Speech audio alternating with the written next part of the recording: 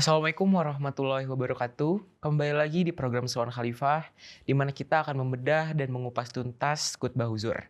Hari ini kita akan bahas khutbah huzur yang disampaikan pada tanggal 20 April tahun 2018 di Spanyol. Dan alhamdulillah di studio sudah narasumber yaitu Pak Mubalik, Pak Anom. Assalamualaikum Pak Anom. Waalaikumsalam warahmatullahi wabarakatuh, Kang Ansar. Nah, Pak Anom, kalau di episode sebelumnya kan kita sudah membahas beberapa ciri orang beriman dan menjadi orang yang muslim hakiki yaitu tabligh dan taat nih Pak. Mungkin kita bisa beranjak ke poin selanjutnya yaitu tentang penghikmatan. Nah, saya itu sebenarnya penasaran Pak.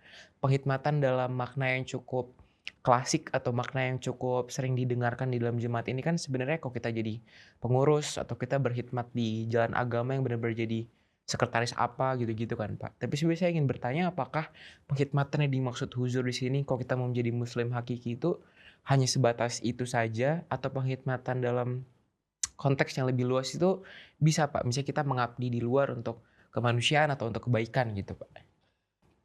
Ya, Huzur sangat menarik ya, menjelaskan terkait penghikmatan seseorang. Iya, Ya, memang penghikmatan itu tidak terbatas hanya di dalam jemaat. Misalnya menjadi pengurus, menjadi mubalik ya. Karena tentu penghikmatan itu penghikmatan sendiri itu luas jangkauannya iya, gitu ya. Dan tidak semua jangkauan itu ada di dalam jemaat. Maka penghikmatan yang dilakukan oleh kita setiap amadi itu bisa dalam bentuk apa saja. Misalnya ketika seseorang mendengar ya ada sebuah organisasi ingin berbuat kebaikan, kemudian kita ikut andil di dalamnya, masuk ke dalam satuan mereka, iya. itu juga disebut dengan penghikmatan. Ya. Iya, Tetapi ada yang menarik lagi, Huzur sampaikan lebih dari itu. Jadi ketika seseorang beramal saleh, iya. ya, artinya dia berbuat kebaikan, dia berkhidmat, maka Hujur sampaikan jika bisa hal itu kaitkanlah dengan kejemaatan, Mmm, kaitkanlah dengan keitaatan terhadap jemaat, terutama yang berkaitan dengan program-program kejemaatan. Misalnya contoh misalnya yang tidak dikehendaki adalah ketika seseorang bertablik. iya, Bertablik dengan keinginan sendiri, dengan dana sendiri, dengan semangat sendiri. iya. Misalnya dia membuka sebuah perkampungan gitu ya, mengatasnamakan dia sendiri. Tapi yang dibuka adalah perkampungan misalnya dengan cara-cara dengan ilmu-ilmu hadrat masih maut. Nah itu yang Mmm, tidak Huzur inginkan. Huzur inginkan segala sesuatunya itu terjadi hubungan antara seseorang dengan jemaat, antara mmm, pengurus dengan kejemaatan. Jadi supaya langkah-langkah kebaikan yang kita lakukan itu bisa berdampak lebih luas ya, berdampak lebih luas terhadap dakwah-dakwah Islam. Jadi mmm, kalau misalnya dikaitkan dengan kejemaatan, itu iya, akan menjadi lebih lebih sempurna. mmm, Misalnya ketika kita misalnya ikut di dalam sebuah yayasan yang sedang melakukan sebuah program sosial iya, ya, jika itu bisa disinkronkan dengan program-program jemaat, nah itu lebih disukai. Atau mmm. misalnya di situ kita perkenalkan juga tentang kegiatan-kegiatan jemaat yang sama mengenai hal itu, gitu. Oh, jadi kalau bisa tuh dikaitkan ke program jemaat gitu ya, Pak, ya? Tapi sebenarnya penghikmatan itu nggak terbatas hanya menjadi seorang Iya, pengurus gitu ya, Pak, ya?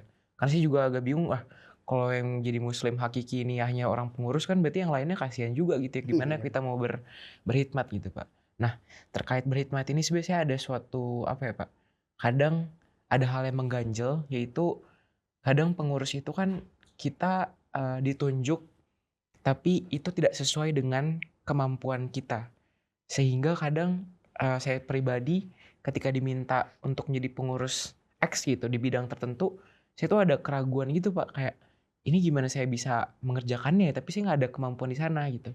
Tapi sementara dari pengurus sendiri itu meminta kita untuk, "Ya udah cobain dulu aja," dan saya ngeliat ini di berbagai cabang, di berbagai wilayah, banyak orang yang jadi merangkap jabatan, tapi dia juga sebenarnya masih agak clueless gitu bagaimana melakukan penghikmatan. Itu sebenarnya penghikmatan itu baiknya gimana sih, Pak? Apakah memang harus put the right man in the right place gitu, misalnya orang yang jadi orang di sepatu yang tepat juga, apa sebenarnya kita, ya udah kita taat aja, kita jalanin deh sebisa kita gitu, Pak? iya. Memang kalau kita mencari sesuatu yang terbaik, ya betul tadi. Makanya di dalam sebuah hadis juga Rasulullah SAW kan berpesan bahwa sebuah pekerjaan itu harus diamanahkan kepada Mmm. yang ahlinya. Oh, Jika tidak, tunggulah iya. kehancurannya.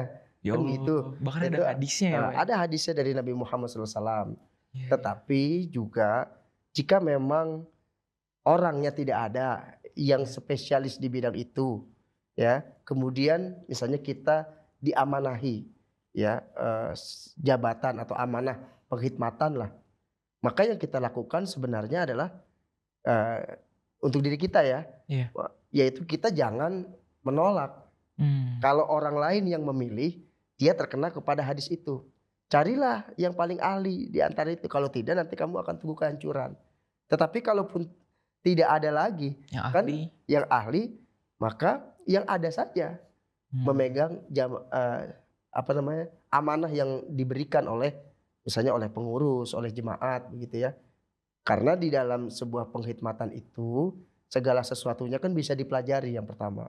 Iya. Nah, yang kedua adalah kita harus yakin jika memang kita mulai dengan niat yang baik, maka karunia-karunia Allah Ta'ala itulah yang kita tunggu. Mhm. Pertolongan-pertolongan Allah Subhanahu wa Ta'ala yang kita tunggu. Jadi semua itu akan berpulang kepada diri kita yang menerima amanah itu. Mhm. Apakah ketika menerima sebuah amanah itu kita sia-siakan atau tidak? Gitu. Iya iya iya Kalau iya. tidak kita sia-siakan maka kita harus punya keinginan yang harus punya apa ya, sebuah keyakinan yang kuat bahwa di dalamnya Allah Ta'ala pun akan memberi pertolongan. Iya iya. Contoh misalnya, apakah ada orang yang, eee, memiliki kapasitas menjadi seorang khalifah? Nah, Kan nggak ada sebenarnya. kalau bener-bener siap, kalau dicari nggak ada itu Iya, yang kalau sebenarnya, Pak. dicari tidak ada, tapi Iya ketika iya. dia ditunjuk ya, menjadi seorang khalifah, ya maka yang dia lakukan adalah apa? Ya dia persiapkan dirinya, Mmm. terus belajar, terus mendekat kepada Allah Ta'ala, meminta pertolongan dari Allah Ta'ala itu. Iya iya. Menarik sih, Pak. Berarti sebenarnya kita tuh nggak ya milih orang secara paksa juga yang bidangnya gimana-gimana gitu, karena sebenarnya ini inline juga gitu antara agama dan, ilmu keduniawian bahwa ya emang harusnya put the right man in the right place gitu ya, Pak. Betul. Emang harus orang yang ahli itu kalau bisa yang ngerjain. Cuman ketika, SDM-nya mungkin terbatas atau ada keterbatasan gitu ya, yang ada dan yang ada itu yang perlu kita persiapkan ya kita berdoa, kita mempersiapkan diri karena mungkin ada posisi-posisi yang sebenarnya nggak ada yang benar-benar siap, kayak khalifah gitu contohnya kali ya, Mhm. Pak. Mungkin amir juga atau mungkin ketua-ketua cabang yang kalau orang masih berdalih, "Aduh saya belum siap," segala macam, ya itu sebenarnya kalau dicari nggak ada yang siap gitu. Tapi kalau dia dipilih, kalau bisa dia mempersiapkan diri gitu ya, Pak, ya. Baik, Pak. Nah, Pak Anam, kalau kita ngomongin penghikmatan kan mungkin ada ini ya, Pak, kalau kita udah berkhidmat berarti kita udah satu step lebih baik lah, mungkin ada rasa-rasa kayak gitu nih, Pak. Cuman saya ini cukup terbelalak ketika saya baca Laikut Bahuzur yang di episode ini gitu ya, Pak. Beliau bilang bahwa, eee, yang mana ini lead kita ke poin selanjutnya yaitu jangan kamu puas gitu kalau misalnya kamu udah sholat, udah puasa, apalagi berkhidmat gitu ya, Pak, ya. Karena bisa jadi semua itu nggak ada artinya gitu, kalau itu tidak didasari oleh, amal soleh yaitu yang dikaitkan dengan rohani dan ketulusan yang sejati. Nah, ini saya ingin tanya nih, Pak, sebenarnya amal soleh itu seperti apa, Pak? Karena saya takut saya ini selama ini udah sholat, udah bungkuk, udah ruku segala macem, udah berapa tahun sholat, mungkin berkhidmat jadi host di MTA juga segala macam, tapi jangan-jangan ini semua nggak nggak diterima nih, Pak. Nah, saya mungkin ini juga untuk pemirsa MTA juga nih, Pak. Gimana sih sebenarnya yang amal soleh yang dimaksud, Pak?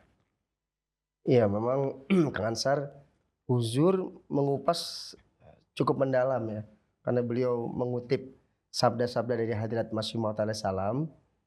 Memang ini kategori yang sangat tinggi yang diberikan oleh Hadrat Masih Maud terhadap, seorang mukmin sejati. Karena Iya bahasanya sendiri adalah menjadi bagaimana menjadi seorang mukmin sejati. iya Jadi Hazrat Masih Maud ingin menaikkan derajat kita untuk mencapai bagaimana sih hakikat seorang mukmin yang benar-benar seorang mukmin itu bagaimana. iya Jangan sampai seseorang tuh begini, dia sudah melakukan sholat, puasa ya, sholat malam gitu ya, kemudian melakukan sedekah-sedekah, kemudian merasa bahwa dirinya itu sudah, "Ah, saya sudah menjadi seorang mukmin ini." iya Eee, Rupanya menurut Hadrat Masih Maud alaihissalam untuk mencapai derajat mukmin yang sejati tidak semudah itu. Nah, Gitu. Ada beberapa hal lagi yang harus dimengerti ya dan dimiliki oleh seorang muslim untuk menjadi seorang mukmin sejati. Ya, apa saja itu? Yang pertama adalah Hujur sampaikan berkaitan dengan bagaimana amal soleh itu ya jangan sampai dibarengi dengan amal-amal yang salah. hmm, Misalnya tadi saya katakan juga di awal ya, ketika seseorang itu berbuat misalnya sholat tahajud ya, iya, lakukan sholat tahajud setiap malam gitu ya, sholat-sholat yang fardu sudah dawam, tambah lagi sedekah gitu. Tetapi dia melakukan perbuatan buruk hmm, yang dia lakukan berulang-ulang. iya, Misalnya dia suka menghina orang, dia suka mengumpat orang, suka mencuri, suka korupsi, ya, bergunjing. bergunjing gitu. Dan itu dia sangka bahwa karena dia sudah sholat tahajudnya rajin, puasanya rajin, sholat fardunya tidak pernah telat, dia berpikir kesalahan-kesalahan yang seperti itu kesalahan-kesalahan yang tidak akan berpengaruh terhadap derajat dia menjadi seorang muslim. Hmm, Menurut Hadrat Masih Maud tidak bisa. Kalau seseorang yang muslim sejati, yang melakukan amal soleh sejati, dia itu akan melakukan amal-amal yang baik dan menghindari amal-amal yang salah. hmm, Jadi tidak boleh mempersatukan, memperpadukan antara amal baik dengan amal buruk. Di satu sisi dia melakukan amal baiknya banyak, tetapi di satu sisi ada amalan buruk yang dia pelihara. ah, Nah, karena di dalam konsep Hadrat Masih Maud itu tidak mengenal dosa kecil dan dosa besar. Dosa itu semua sama saja. oh, Kalau dosa itu terus dipertahankan, maka dosa yang kecil pun bisa menjadi besar. Gitu. Dan banyak orang tergelincir karena dosa-dosa yang kecil daripada dosa-dosa yang besar. besar. Kan orang tergelincir itu karena batu yang kecil kan, bukan karena batu yang besar. Iya, Kalau batu iya, yang besar namanya nabrak. iya. Kalau tergelincir biasanya batu yang kecil.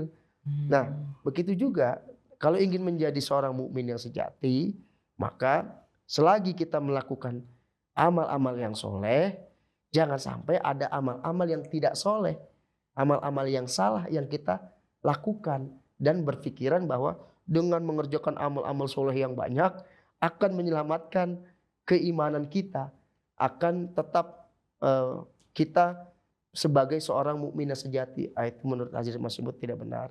Nah, hmm, kemudian yang kedua adalah sebagai seorang Ahmadi terutama itu harus menerapkan ketaatan, hmm, ketaatan kepada nizam jemaat. Ya iya, karena yang disebut dengan waqala inani minal muslimin itu ketaatan, ketundukan, kepatuhan. Tapi yang terutama memang kepada Allah Ta'ala kan, iya, kepatuhan itu agar kita dalam melakukan amal-amal itu mendapatkan keridoan. hmm, Itu. Nah, kita taat tunduk patuh itu ialah mengatakan bahwa diri kita minal muslimin. Nah, hmm, kalau belum bisa melakukan itu, ya kita tidak bisa disebut dengan seorang muslim. hmm, Tidak bisa mengatakan oh saya adalah muslim yang sejati, nggak bisa. hmm. Kalau kita masih eh, memadupadankan antara amal saleh dengan amal buruk yang kita lakukan secara sejalan. Iya, iya, iya.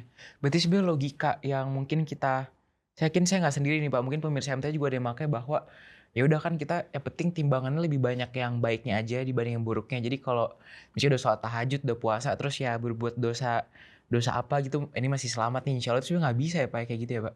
Karena sebenarnya bahkan nggak ada dosa kecil dosa besar. Jadi sebenarnya bahkan yang timbangan sebelah ini harusnya dibersihin, nggak boleh ada pikiran hitung-hitungan ah ini kayak baiknya udah 70, ya udah buruk 20, ngomongin orang dikit nggak apa-apa deh. Berarti kayak gitu nggak bisa ya sebenarnya Pak ya? Menurut Hadrat Masih Maud alaihissalam bahwa beliau pernah menyebutkan tentang 7 perbaikan eh, diri Iya. seseorang terhadap amaliyah. Itu menjadi salah satu poin yang disebutkan oleh Hadrat Masih Maud, Hmm, yaitu jangan menganggap adanya dosa kecil dan dengan dosa besar. besar. Karena manusia bisa rusak dengan cara salah memahami antara dosa kecil dan dosa besar. Dia Iya, pikir kalau dosa kecil, ah nggak apa-apa lah, kan saya sudah melakukan amalan yang besar. iya. Nanti pun kalau saya wudhu, perbuatan-perbuatan saya yang kecil itu diampuni oleh Tuhan. Ya betul, kalau kita tidak sengaja melakukannya. Iya. Tapi kalau kita sengaja berulang-ulang, itu tidak lagi mendapatkan ampunan dari Tuhan. Itu kan sudah seperti kejahatan yang direncanakan. Iya iya iya iya iya. Kejahatan direncanakan mana Tuhan mau memaafkan? Tidak. Kejahatan yang direncanakan itu adalah bentuk daripada dosa besar itu sendiri. Jadi Mmm. kalau saya menghina teman saya, itu mah dosa kecil lah menghina. Nanti saya Iya, wudhu pun akan selesai. Tapi kalau itu kita rencanakan, jadi itu habit gitu ya, menjadi Pak. habit, itu sudah masuk dosa besar. Dosa besar ya, Pak. Ternyata hal-hal kayak gitu bisa jadi dosa besar gitu ya, Pak, ya? Bisa. Nah, terus Pak, sebenarnya kan, saya tuh ini Pak, ngelihat bahwa ini tuh sebuah peristiwa yang sangat umum terjadi ketika misalnya saya mulai dari saya, mungkin pemirsa MTA juga bisa relate. Saya tuh mengerjakan sholat juga, saya misalnya puasa juga, tapi di sisi lain saya masih mengerjakan dosa-dosa tadi gitu, Pak. Sebenarnya apa sih, Pak, yang salah dari situ gitu, Pak? Atau mungkin kalau di tingkat pendidikan kita sholat juga, puasa juga, nyontek juga gitu. Mungkin kalau kita kerja apa juga gitu. Nah, tapi sebenarnya sebenarnya apa ya, Pak, di situ? Apakah itu artinya kita kurang beriman? Apa kita mungkin sholatnya justru nggak khusyuk atau gimana sih, Pak, sebenarnya? Karena Huzur di sini, mengutip, kalau nggak salah Hazrat Masih Maud ya, Pak, bilang bahwa atau Rasulullah bahkan bahwa mungkin aja sholat kita itu ada yang nggak beranjak sejengkal dari bumi ketika kita sholat tapi tetap mengerjakan dosa gitu, Pak. Jadi sebenarnya apa sih, Pak, yang salah dari orang-orang seperti saya dan mungkin pemirsa MTA juga yang bisa relate dengan ini gitu, Pak? Iya, sebenarnya yang paling utama adalah pola berpikir yang salah. Pola Makanya Hadrat Masih Maud alaihissalam datang itu, beliau memperbaiki. Apa yang diperbaiki? Yang diperbaiki ya itu tadi, pola pikir daripada umat muslim mengenai permasalahan-permasalahan agama. Salah Mmm. satunya adalah berkaitan dengan itu. Karena memang benar umat muslim pada umumnya berpikir bahwa pahala dengan dosa itu nanti akan ditimbang. Iya. Mana yang lebih besar, dia akan masuk surga. Kalau konsepnya seperti itu kan sangat kasihan orang-orang miskin. Mmm. Orang-orang kaya yang sudah punya uang banyak, dia tinggal bersedekah saja kepada ribuan yatim piatu. Maka selesai dia mendapatkan surga. Iya. Kemudian dia akan berbuat keburukan sesuka dia aja. Karena nanti ketika ditimbang tetap lebih banyak Iya iya. dengan sedekah-sedekah yang ia berikan. Bangun masjid, bangun pesantren, Amal jariah. amal jariahnya terus menerus. Iya. Tidak putus-putus lagi kan amal jariah seperti itu. Iya. Sedangkan orang-orang yang miskin kondisinya bagaimana? Untuk makan aja sulit. Ibadah ya, jika ekonominya sulit maka ibadah menjadi terganggu. Mmm. Untuk mencari makan sulit apalagi untuk ibadah. Nah, jadi kalau misalnya berpikir seperti itu diperbaiki, Hilangkan. dihilangkan oleh Hadrat Masih Maud. Hai para Ahmadi, jangan kalian berpikir bahwa dosa dan pahala kalian akan ditimbang, kemudian yang menang kalian akan masuk ke dalam surga. Tidak begitu. Mmm. Hadrat Masih Maud mengatakan bahwa setiap dosa dan setiap pahala itu akan berwujud. Oh. Jadi keburukan kita yang kita lakukan, Kang Iya. Ansar, itu nanti akan berwujud Di di alam dunia. akhirat itu. Oh, di alam akhirat. Nah, dalam bentuk apa ya? Walau alam dalam bentuknya pasti dalam bentuk yang menyedihkan. Tapi kalau dia pahala, kebaikan sekecil apapun, itu nanti juga akan berwujud. Mmm. Nah, jika setiap manusia memahami hal ini, oh kalau saya melakukan dosa kecil nanti berwujud mengerikan di alam Iya. akhirat. Pasti setiap keburukan sekecil apapun kan akan berusaha dihindari, Iya. ya kan? Kebaikan sekecil apapun tidak akan diremehkan. Iya. Karena dia punya mindset nanti akan berwujud di alam akhirat kelak. Mmm. Tapi kalau konsepnya adalah nanti juga ditimbang banyakan yang mana. Jadi dia tidak akan pernah takut untuk melakukan dosa-dosa kecil. Iya. Karena dosa kecil ini nanti masih pahala saya masih banyak. Jadi milih-milih, jadi berstrategi gitu ya, Iya, Pak, ya? betul. Iya iya. Berarti kita harus hapus tuh mindset atau pola pikir bahwa ada timbangan, terus kita berhitung-hitung mana nih kira-kira, ya ini masih lolos lah kalau kita banyak melakukan kebaikan, nggak boleh kayak gitu ya, Pak, ya? Kalau kita masih bermindset seperti itu, bagaimana kita bisa menjadi muslim yang sejati? Nah, Hidup iya. dengan dua kebiasaan yang tidak masuk akal, antara kebaikan dengan keburukan sama-sama jalan. Iya. Kan tidak masuk akal itu, bagaimana? Jadi kayak berdagang sama Allah gitu ya, Pak? Ya, Jadi ya, kayak, jadi malah udah konsepnya gitu. menjadi orang yang munafik. Nah. Salah satu beriman kepada Tuhan, tapi di satu sisi dia melanggar perintah Tuhan. Iya. Duh, Nah, itu. khawatir banget, Pak, saya jadi golongan yang kayak gitu. Dan ini sebenarnya nyambung banget sama studi kasus yang Huzur sampaikan di akhir khutbah beliau gitu Pak, yaitu janganlah kalian bermain catur dengan Allah gitu. Jadi kita kalau ada maunya aja kita deket ke Allah, nanti kalau udah ini kita lupa. Nah ini kan sebenarnya saya sendiri pun jadi lagi-lagi ya Pak, saya juga pernah jadi kondisi orang seperti ini, mungkin pemirsa MTA juga bisa relate juga seperti menjadi orang seperti ini. Nah ini gimana sih Pak cara supaya kita nggak jadi orang-orang yang uh, nauzubillah gitu ya Pak, bermain catur sama Allah Ta'ala? Iya, kalau kita sebenarnya ya dalam kata lain ya Huzur juga menyampaikan jangan kamu berniat ingin menipu Tuhan, ya kan? Bermain catur kan seperti kita ingin menipu kan, Iya. kejar-kejaran itu. Hmm. Jangan kita berpikir bisa menipu Tuhan. Tuhan tidak akan pernah bisa kita tipu, itu. Nah, maka salah satu caranya adalah bagaimana? Kita harus memiliki konsep yang benar terkait tentang menjadi seorang muslim yang sejati. Dan setiap dari kita itu harus punya prinsip, saya ingin berada di jalan menjadi seorang muslim yang sejati. Bagaimana menjadi seorang muslim sejati? Yang pertama mengerjakan amal saleh itu. Iya. Kerjakanlah amal saleh, jangan amal salah. Dan juga ketika mengerjakan amal saleh itu, tujuannya adalah untuk mencari ridho kepada Allah. Bukan ingin menunjukkan siapa saya. Sholat, sering sholat di masjid. Tapi kalau misalnya masih, lihat nih, saya orang yang paling rajin ke masjid. Saya nggak sama dengan orang lain. Kalau niatannya itu, ya berbeda. Tapi kalau misalnya sering sholat di masjid, niatannya adalah bahwa ya misalnya rumah Allah Ta'ala adalah tempat yang terbaik untuk kita beribadah. Itu karena saya ingin mengikuti perintah dari Tuhan. Nah, itu kan berbeda. Jadi amal yang baik sekalipun, amal yang soleh sekalipun harus dengan niatan yang betul, yaitu ingin mencari keriduan dari Allah Ta'ala. Kemudian ketika kita sudah pada track yang benar, melakukan amal ibadah yang baik, yang benar, jangan dibarengi dengan amal-amal yang buruk, amal-amal yang salah. Apalagi kalau itu kita pelihara, karena beranggapan bahwa ya ini yang saya lakukan ini masih termasuk dosa yang kecil. Karena tidak mungkin di satu sisi kita mengatakan kita beriman, kita taat kepada Tuhan, tapi di sisi yang lain kemudian kita melanggar perintah Tuhan. Coba misalnya kalau ada seorang anak saja, misalnya saya punya anak saya kemudian di satu sisi nurut terhadap perintah saya, kemudian di satu sisi yang lain dia melanggar perintah saya yang lain. Itu pun secara kemanusiaan saya tidak terima. Bagaimana kamu di satu sisi taat kepada perintah yang lain tidak taat, melanggar gitu. Berarti kamu bukan menjadi anak sejati dari saya. Anak sejati. Iya, kalau misalnya kamu menjadi anak yang soleh, yang soleha, baru saya katakan menjadi anak yang seperti itu.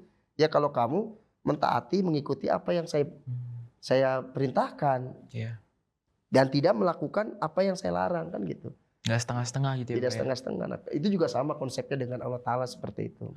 Baik, jazakumullah atas remindernya nih Pak Anom, pemirsa MTA yang sebenarnya saya yakin kita semua ingin menjadi muslim hakiki. Ingat bahwa salah satu kutipan yang sangat menarik di episode ini, kita itu sebagai manusia ya tidak tergelincir sama batu yang besar gitu. Batu yang besar tuh kita akan ngelihat di depan kita, kita mungkin berhenti gitu. Tapi kita tergelincir sama batu-batu kecil. Batu-batu yang mungkin kita anggap dosa kecil, batu-batu yang mungkin kita anggap sebagai perbuatan yang remeh lah.